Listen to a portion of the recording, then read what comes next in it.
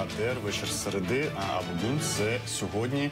І це вечірній прайм-тайм на телеканалі. В студії Оксана Денисова. Та Осман Пашаєв. Добрий вечір. Маємо два блоки ефіру сьогодні. В обидвох говоримо за Одесу. Події в Одесі 2 травня 2014 року. Трагічні події.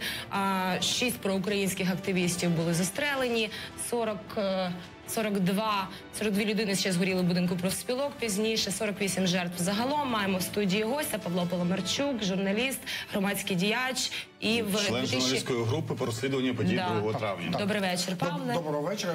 Я відразу хочу поправити. 2 проукраїнських активісти з 6 людей, які загинули в центрі міста, біля Афіни. З 6 цих людей 2 проукраїнських активісти. А інші четверо, 1 прохожий, 2 активісти антимайдану і 1 особа, яка виявляла схильність до антимайдану, але не належала до однієї з груп.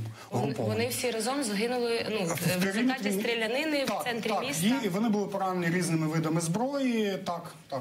У нас є відео просто для того, щоб запуститися. Так, ми маємо відео Радіо Свободи, де вони виклали хронологію подій 2 травня 2014 року. Щоб довго не розказувати, ми його запустимо. Будь ласка.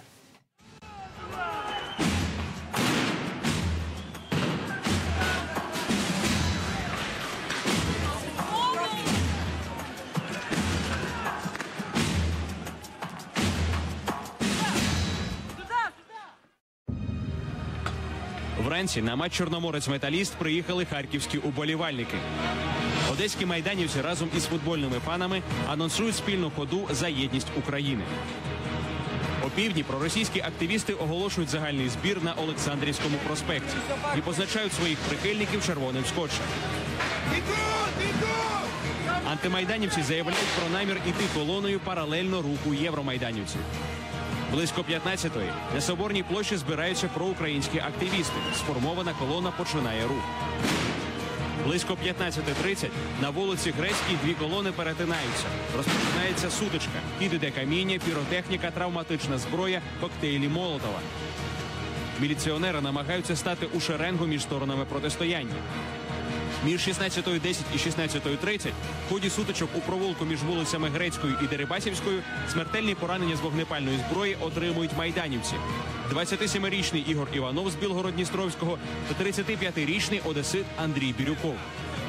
Близько 17:30 проукраїнські активісти захоплюють пожежну машину і з її допомогою відтісняють антимайданівців. Багато міліціонерів самоусуваються від виконання своїх обов'язків і не роблять спроб зупинити конфлікт. Протистояння на Грецькій вулиці і Грецькій площі тривало понад 3 години. Загалом в центрі міста загинули 6 людей. Близько 19-ї, після завершення матчу, уболівальники покидають стадіон і долучаються до майданівців. Антимайданівці відступають до будинку профспілок, переносять туди з пологового поля свої речі, каністри з бензином, барикадуються у приміщенні. Близько 19:30 у будинку профспілок спалахує пожежа. Проукраїнські активісти підтягують металеві конструкції, намагаються рятувати людей. Очевидці неодноразово викликають пожежників. Девочка, да. Вызовите, пожалуйста, машину пожарную. Едет машина, едет, скоро будет. Прыгают сока. Ну едут. Ехать, сколько прыгают люди, разбиваются. Близько 20:15 приїжджають пожежні машини і починають гасити вогонь. В результаті пожежі загинуло 42 людини. Загалом 2 травня 2014 року з обох сторін загинули 48 людей і понад 200 отримали поранення. Отже, почнемо спочатку, де були ви цей час. Де був цей час? Біля 15:45. Тобто після того, як вже початок події відбувся, мені перетелефонувала моя родичка і спитала, чи ти бува не там, чи і не йди туди. Я сказав, ні, я не там, і звичайно, я ж поїхав в центр міста. У мене були інші справи, але як одесити почали самоорганізовуватися ще під час Майдану, у нас було таке умовне медичне крило Одеського Євромайдану, де ми на будь-які конфлікти, блокпостав, у нас же було багато сутичок, 3.03 під обласною радою, потім декілька зіткнень було колон антимайдану і Євромайдану, були неодноразові спроби зачистити Куликове поле, або конфлікти на блокпостах і так далі. У нас було була при двох організаціях, там Рада громадської безпеки, інше там волонтерське медичне середовище, у нас були парамедики, у нас були лікарі одеських лікарень, і ми виїжджали просто на волонтерських началах на всі ці конфлікти. І напередодні я якраз питав, що 2 травня ж марш намічається, ми там підготовлені чи ні. Мені сказали, ти в нас специфіка моєї волонтерської діяльності взагалі, вона в мене така, що я починаю спочатку все погано прогнозувати. Значить, я їм кажу, що ми підготовлені, та ні, нічого не буде, ти знову починаєш про своє і так далі. І от воно трапилося, я в 15:45 під'їхав в епіцентр Соборної площі, це перехрестя вулиці Грецької і вулиці Преображенської. Припаркував свій автомобіль, дістав звідти, в мене були прапори України, які ми роздавали по балконах і так далі. Там біля 200 прапорів я роздав громаді, яка починала кидати туди каміння. Я зразу, я так як я медичний волонтер, я побачив своїх знайомих з швидких допомог, зразу підбіг до них, вони мені зразу сказали, що у нас адок. Я почав викликати на поліси моїх клієнтів, моїх підопічних, викликати швидкі допомоги наших приватних 3 служб, щоб підсилити це, тому що ті 2 швидкі поїхали, і через буквально 15 хвилин, тобто у 16:00 почалося 40 минут ада, за які ми десь 20 громадських машин, звичайних машин, ми відправили людей на різні лікарні, тому що швидких не було взагалі. Мало того, в один із моментів в мене складаються задні сидіння, я особисто, знаючи, що вже швидкі з Святої Єкатерини і Інтосани їдуть, я вже сам закинув машину і поїхав до єврейської лікарні. Вечірні події біля будинку профспілок ви вже бачили на власні? Також і на ви власні сказали, що ви бачили на смерть активіста. Так, починаємо спочатку. Так, я бачив на власні очі події, але я не бачив, як розгортався пожежа. Я бачив її наслідки, і я єдиний з, напевно, 3 людей, крім Олексія Гончаренка, у нас зараз народного депутата, його помічника і там інших, навіть самооборона туди не зайшла, я туди зайшов і ходив по коліна в воді, вибачте, по заглиблих людях. Грубо говоря, мені мізків хватало не фотографуватися на їх фоні, як Олексія Гончаренка і так далі. Давайте почнемо спочатку. Ми до цього повернемося. Значить, коли я під'їхав, я підбіг до швидких, і потім я підбіг, це там 20 чи 30 метрів до перехрестя з вулицею Дерибасівською, там вже лежав накритий прапором України перший загиблий Андрій Бірюков, 35-річний, значить, на той момент, значить, і там, люди не могли, там медиків не було, тобто 2 людини зрозуміло, що він вже загиблий, там ще стояли 2 патрульних машини, яких ми намагались, сказати поліцейським, що вони щось зробили. Я вже бачив, я не спеціаліст в парамедицині, але я бачив, що людина вже не дихає і так далі. Я почав, я взяв мобільний і почав дзвонити тим людям, яких я знав. Це Сергій Кринчук на той момент, віце-губернатор, це Вячеслав Полясний, це наш медичний департамент, значить, і людям моїм знайомим з Євромайдану, що давайте щось в цій площині робити. І так далі. Потім ми займалися 40 хвилин трансплантуванням ран. Нам підносили на щитах, що такі щити? Це дерев'яні щити, або виламані залізний забор будівництва. Щити самооборони одне, ні, там був залізний забор будівництва на вулиці Грецькій, там один з підприємців робив черговий торговельний центр, повиламувало це, на них виносили людей, прямо на руках одного хлопця, я пам'ятаю, винесли взагалі на руках, і коли не було швидких взагалі, просто громадяни Одеси, ми там, не порушуючи трохи норми там транспортування і так далі, клали хоч якось, і люди виїжджали на єврейську лікарню і в лікарню на Слобідку. Зрозуміло. А значить, протягом наступних кількох годин загинуло ще 4 людини, всі в результаті стрілянини. Вони не загинули, вони були поранені, тому що Андрій Лисинський загинув на протязі 11 днів після факту. Він загинув на 11-й день. Від поранення? Так, від поранення. Ігор Іванов, вибачаюсь, він загинув вже в лікарні. Тобто він був поранений, він, до речі, був транспортований швидкою, а не громадянами і так далі. Тобто, в центрі міста загинуло 6 людей від поранення. З мовчазної згоди тодішніх правоохоронців, міліціянтів, за їхніх спин буквально стріляли сепаратисти. Після того, як завершився футбол і збільшилася кількість проукраїнських активістів, до них додалися фанати, вони погнали їх до будинку профспілок. Правильно себе передати? Якщо дуже так поверхнево, то так. Я можу сказати, що навіть за сприяння, ще раз, ми бачимо Боцмана Будько, який забреза АК фігачить по толпі. Боцмана Будько, це Віталій Будько, за версією слідства, один з очільників цих масових безладів. Він дійсно є на відео, ми подивимося його в іншому блоці, але і він втік в Росію. Так, і дає інтерв'ю. Справа називається про масові заворушення, правильно?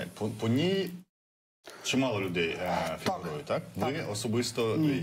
Я навіть як не свідок, як член комісії 2 травня, я приносив весь наявний в мене матеріал, тільки коли звільнилося, ще коли обласну державну адміністрацію очолював Ігор Петрович Паліца, а Ігор Катеринчук, пан Катеринчук, очолював у нас, значить, ГУНП, наше місцеве, зацікавленості, не то, що жодної не було. Тетяна Герасимова характеризує матеріали слідства як 100 томів макулатури. Це макулатура, реальна макулатура. Чому?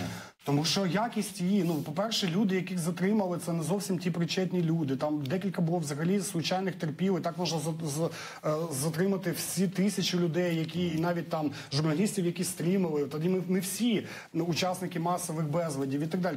Чому? Тому що, я думаю, моя теорія, моя особиста, що керівництво ОПГ «Приват», яке кришувало Одеську область, яка міняла 2 травня Неміровського на Палицю, не дуже було зацікавлено в розслідуванні. Чому? Коли прийшли, як можна розслідувати злочин, який ти зробив?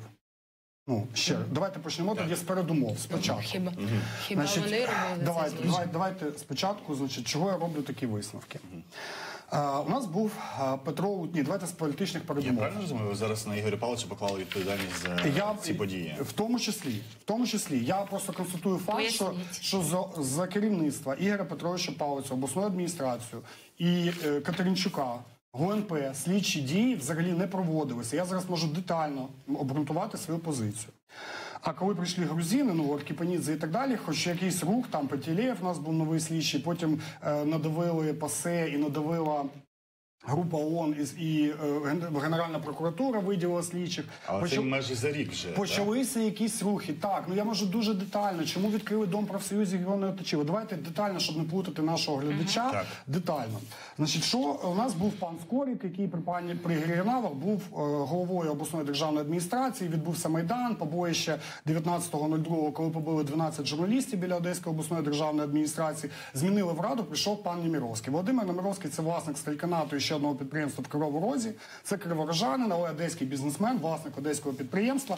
Він належав до групи Народного фронту, він був депутатом міської ради Одеської від Народного фронту, він був народним депутатом України колись, і він належав до групи Арсенія Петровича Яценюка.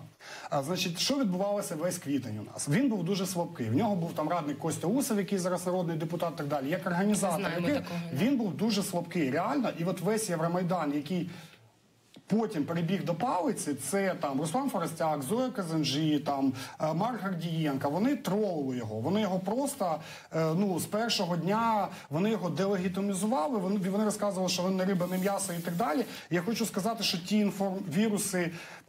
інформвіруси, які вони запускали, вони діяли в тому числі і на мене. Я хотів сильну руку, яка прийде і зачистить Євромайдан.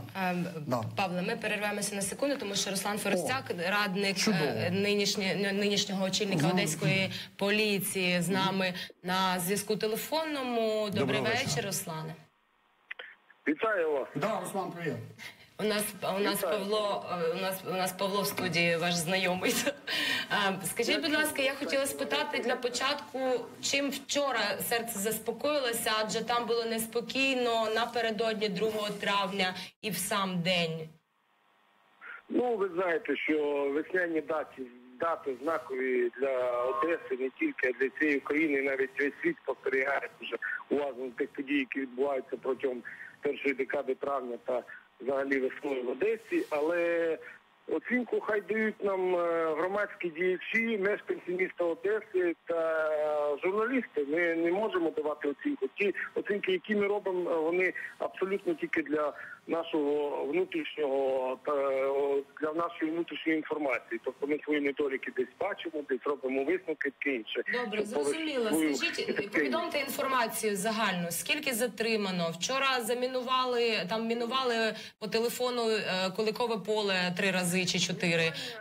Це хуліганські дії стосовно мінування, це не тільки Куликове поле, це і вузи у нас заміновані. Це, знаєте, такий новий виклик зараз, ці вже мінування та хуліганські дії пов'язані з тим, не тільки для Одеси, для всієї України. Дійсно, нас намагалися тролити цими мінуваннями, але ми протидіяли, тому що розгорнули, розуміючи, що це буде відбуватися, розгорнули резервні оперативні групи, які Це вибухотехнічні експерти, які в нас були в наявності, яких ми задіяли і дуже швидко реагували на ці повідомлення, тому що ми маємо реагувати відповідно до закону. І все відбувалося нон-стоп на колесах, тому ми не заважали ці мінування проведення тих заходів, які були заплановані, в тому числі і масових заходів. Зрозуміло. Було затримано 14 людей. Вчора я читала. Я так розумію, що це були проросійські активісти з Куликового поля за непокору поліції. Поясніть, будь ласка.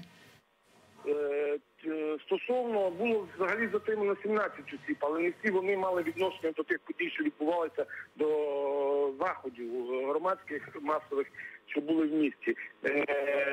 Це різні, місто живе своїм життям, і там і різні, і в тому числі кримінальні правопорушення дійсно відбувалися. Але на Куликовому полі було тільки складено 4 адмінпротоколи стосовно осіб, які порушували громадський порядок на самому Куликовому полі. І до 6 осіб були профілактичні засоби у вигляді бесіди, проведені співробітниками поліції.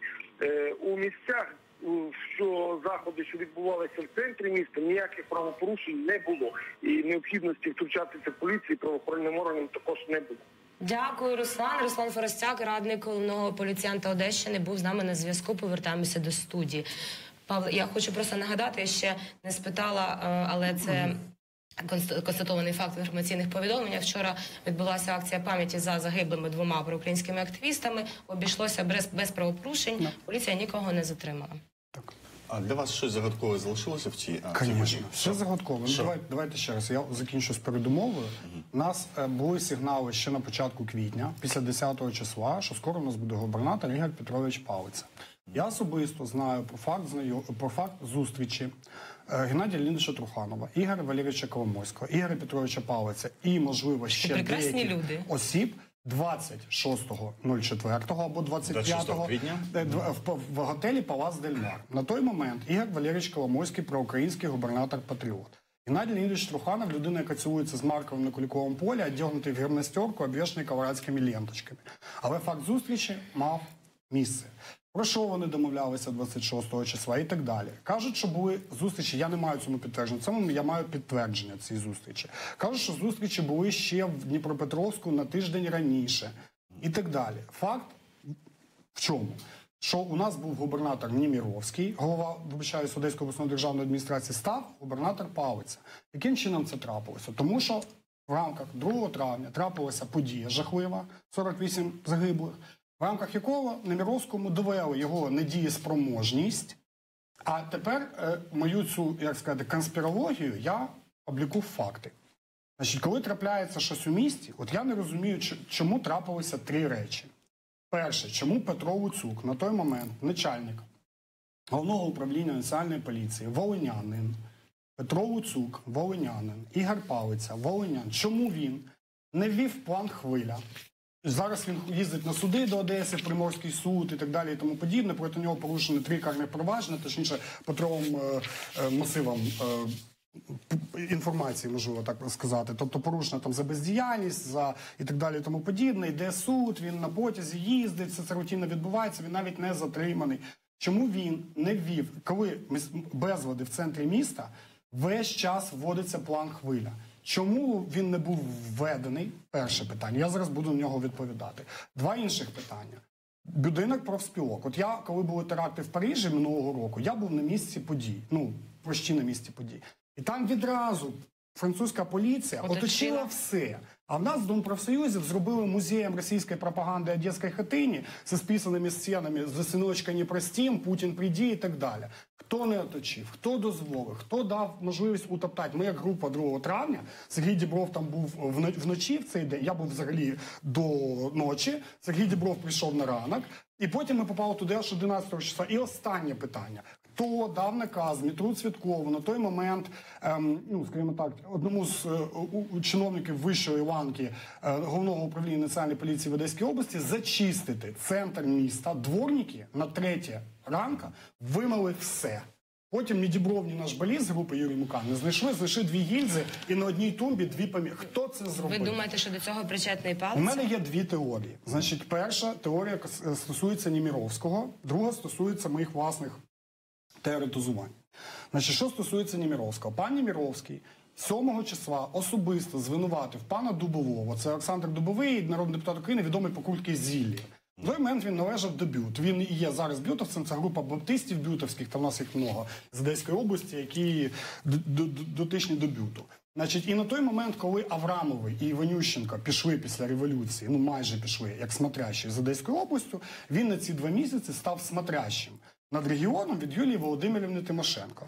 І от частина нашої групи журналістів, які там були, і частина інших людей, і сам пан Немировський прямо звинуватили Дубового, що він керував Оцюком, Фучиджи, Кузьміну і так далі, що він керував їми. Ну, дивіться, щоб Петро Оцюк дозволив такі жертви масові, повинна бути якась надсила, якою він боявся більше, ніж свого сроку, ніж свого, ну це ж ще ж був пік Євромайдану. Ми ж тоді сподівалися на розслідування Небесної Сотні і так далі. Було щось, що він боявся більше.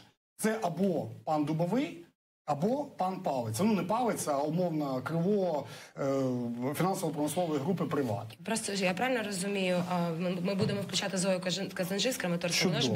Вона ж тоді була заступником Палиця. Радником, ну так, заступником, так. Розкажіть, будь ласка, про будинок профспілок. Якщо, як людина, яка була всередині. Я просто дивилася все це здебільшого на відео, і от що я бачу. Видно, що ці забарикадувалися зсередини, забарикадувалися. Видно, що ззовні проукраїнські активісти кидають коктейлі Молотова в двері. Двері горять ззовні. Яким чином, якщо двері горять ззовні, значить, двері горять, перший поверх не горить, другий не горить, на третьому поверху локальні пожежі, звідки вони взялися? Локальні пожежі, тому що там були, по-перше, ну, у нас є по поводу кабінету на 2-му поверсі, є відео зняте з канатної 83 телеканалу «Град», що це був відблиск, тому що ми заходили в той кабінет, який горить, і він цілий. Є теорія, що це відблиск від палаток, які горять тут, і, ну, це обман зору. Так, це перше. По-друге, двері горіли так, застосовуються масово коктейлі Молотова. Ви щоб розуміли, коли почав палати, спочатку от диспетчер каже, нічого не горить, все під контролем, горить не будинок профсоюзів, а горять палатки, намітове містечко перед будинком профсоюзів на площі, воно ізольоване.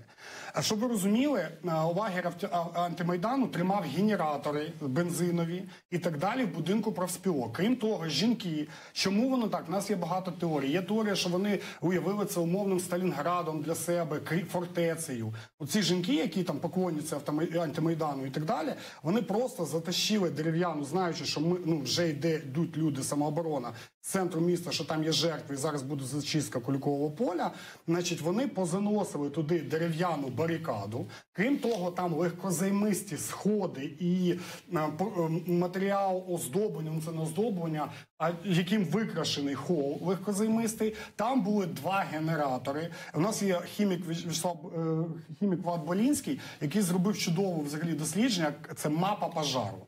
Він наклав мапу трупів, ну, от, де були, на мапу пожару. І в нас все співпало, і потім ми по кожному загиблому, ми ще проаналізували судмедекспертизи висновки, і все співпало. Що саме співпало? Причина? Причина пожару – це внаслідок безладів, займання барикади дерев'яної, генераторів, бензину, який припасений для коктейлів Молотова, щоб розуміло, в них було там біля 400 бутилок тільки в одному кутку. Тобто вони чекали це і підзаряджалися. Просто це все зайнялося, і щоб ви розуміли, пожежа, ну, головна, яка спричинила до жахливих наслідків, вона тривала не більше 10 хвилин, а 2 хвилини – це температури з 200 до 700 градусів. Ми продовжимо. У нас на телефонному зв'язку Зоя Казанжи. Вона була заступником губернатора, голови обласної державної адміністрації за часів Ігоря Палиця. Доброго вечора, Зоя. Доброго вечора. От Павло Паламарчук у нас в студії, і він покладає відповідальність за ці події саме на губернатора Палиця. Що ви скажете на це? Ви знаєте, мені щойно перетелефонували, я не чула, як сказував Павло, але мені щойно перетелефонували з Одеси і сказали, що мені би не хотілося вступати в дискусію з цією абсолютно брехливою людиною, яка спотворює купу фактів і розповідає про це, ну, принаймні те, що мені сказали, розповідає з точки зору, що це є його персональна думка. Тому давайте я не буду про це говорити. Добре, Зою, давайте по факту поговоріть зі мною, будь ласка. Я Оксана Денисова, журналіст. Якщо мене звинуватує, що брехлива людина, хто, на думку Зої Іванівни, керував Петром Оцюком? Хто керував, хто віддавав накази Петру Луцюку? Я хочу побажати успіху розмовляти на будь-яку тему, тому що це поведінка подібної людини є просто непристойною. Добре, Зоя, поговоріть, будь ласка, зі мною. Я ведуча цієї програми, мене звати Оксана Денисова, я журналіст. Купа брехні була оприлюднена на різних ресурсів, починаючи від того, що я очолювала штаб Орбана у Чернігові. І, власне, Зоя, пропозиція ми зараз не про персоналії. Ви поговоріть, будь ласка, зі мною інформаційно. Дивіться. 3 запитання маю просто от стосовно тих подій в Одесі, так? Чому міліціянти не ввели тоді як це називається? Ну, не план хвиля, це ж, як він називається, надзвичайний стан, так? І чому не оточили будинок профспілок одразу після пожежі? Група 2 травня, журналістсько-експертна група, власне, ці питання поставила десь пару місяців своєї роботи. І це ті питання, на які і досі не відповіло слідство. Тому це питання не з точки зору вільних роздумів. Розумієте, чому не ввели план? Чому були відключені мобільні телефони? Я не можу вам зараз, навіть аналізуючи, я не можу дати відповіді на ці всі питання. Я все-таки думаю, що ситуація, яка сталася в Одесі, вона була ситуативною, а не прогнозованою. Тому що і досі ніхто не може відповісти, чому один із звинувачуваних Долженков, який капітан Какао, відомий як капітан Какао, чому він, власне, повів попри всяких домовленостей, а були домовленості, власне, сьогодні повів маленьку кількість людей, там біля 300 людей, на проукраїнський марш за незалежність України, там в кількості 2-3 тисяч людей. І, власне, оце є основне питання, що там сталося. Я просто хочу про це наголосити. Лідери антимайдану, жоден із них не постраждав. Мова може йти про те, що постійно в Одесі говорили про цих лідерів, які були неодноразово перекуплені. Вони були зацікавлені в цьому стоянні табору на Куликовому полі, в цьому такому непристойному драйві, який там відбувався, тому що вони за це отримували гроші. Звичайно, що рядові антимайданівці, які ідеологічно справді були заточені там на Росію, на Путіна, справді готові були цілувати російські танки, вони вимагали дій певних. І тому, власне, я би не розглядала 2 травня лише як 2 травня, тому що цьому 2 травню передувало ціла купа різних інших ситуацій. Ці люди, які втекли, які загинули на Куликовому полі, треба називати речі своїми іменами. Вони не жертви. Ми тоді маємо нацистських солдатів називати жертвами. Розумієте, це люди, які чітко весь цей час готували злочин проти України і проти українських громадян. Вони хотіли такої ж ситуації, яка була в Донецьку і в Луганську, ви розумієте. І саме 2 травня ми можемо про це говорити, розставило всі точки над «і». Тому Зоя, я бачу по соціальних мережах, що одесити дуже боляче сприймають будь-які оцінки, які бувають поза Одеси щодо тих подій. Тому у мене питання, яке я ставлю для всіх. У вас є такі запитання, що досі викликають такі загадкові запитання? На що ви хочете особисто отримати відповідь щодо тих подій? Перше, у мене є 2 питання. Перше питання, кого спецвідділ Альф 2 травня о 20:30 евакуював із будинку профспілок. У мене є моя інформація, хто там мав бути. Тобто перше питання, яку важливу персону о 20:30 2 травня із будинку профспілок було евакуйовано. І друге питання, чому саме на Дерибасівській, на Грецькій площі 3 травня о 10 ранку було все вичищено, виметено і знищені абсолютно всі сліди, які могли би стати доказами, що там відбувалося, хто в кого стріляв і таке інше. Такі питання важливі. Але ж ви, Зою, ви ж тоді були заступником губернатора і ви ж співпрацювали з комунальними... Пізніше ви були, а тоді питання не до вас. А оце те, що ви сказали, що ви маєте власну інформацію щодо того, яку важливу людину евакуювали, ви можете сказати про це? Я не вважаю необхідним, я просто знаю, що ця версія відпрацьовується. Це одна із високих посадових осіб в місті Одесі. І, власне, це прізвище періодично варіювалося і називалося, але так, я знаю, що багато хто із тих, хто приймає рішення, просто відмахувався від цього всього. І тому я думаю, що ще через деякий час, власне, люди, які працюють саме в складі групи, на те, щоб отримати подібні докази. Тому що слідство знає, про що мова. Ми неодноразово всі давали покази, в тому числі і події 19 лютого і 3 березня, які плавно... Дякую, це Зоя Казанжи, яка працювала заступником Дякуємо, Зою. голови Одеської обласної державної Вимушені адміністрації. перерватися, Вже мало після часу тих- дуже. Після тих подій, в період Ігоря Палиця, можна я буду якось завершувати своє фразу. речення, бо ми перебираємо, вже маємо 2 хвилини, як закінчити, якщо є останні запитання. Є. Про кого говорила Зоя?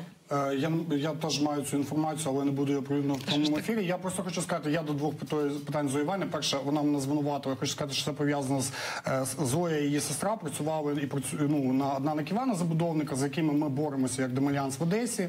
Це особистий конфлікт, тому що я зірвав там слухання, після чого в ЗМІ... Ні, я просто хочу це сказати. Мене звинуватили, що я брехливий. Ні, це не так. Тому що сестра Жанна Мандріченка замовила проти мене статтю, що я терорист ДНР, щоб ви розуміли. Це зовсім інша площина, яка не має дуже високі жодного, стосунки. виключно з цією людиною, яка працювала на Ківалова, я нагадую, була радником в ЦВК і так далі, яка працювала на Палицю, яка працювала і так далі. Давайте я хочу Зоя не може відповісти, тому я окей, чудово. Можна я скажу? Через те, що Зоя Казанжи не може відповісти, я її зараз не захищаю, не адвокат, але принаймні я пам'ятаю ці події. Зоя Казанжи дуже пристойно поступала тоді, коли була керівником Ківалова або підрахунку, який називала, що до її поведінки нема жодних запитань. Але чому і ви, і Зоя, не хочете назвати ім'я тої людини, якої ви Я евакуювали? заходжусь в прямому ефірі, я можу завадити слідство і так далі. Краще я ще раз додам до 2 її справедливих питань. Так, це відео Першого каналу, який, до речі, належав Немировського і так далі. Я до 2 цих питань додам ще 2 більш важливі. Хто керував Петром Луцюком? Хто віддавав йому накази? І хто керував, вірне питання, Довженковим? Павло Паламарчук, член групи 2 травня по розслідуванню подій 2 травня 2014 року в Одесі. Залишайтеся з нами зараз новини, а ми будемо щодо цієї ж теми говорити з вами за 20 хвилин. Оксана Денисова. Осман Пашаєв. Повертаємося з Сергієм Горбатюком щодо цієї та інших тем нагальних. Дякуємо, що дивитеся.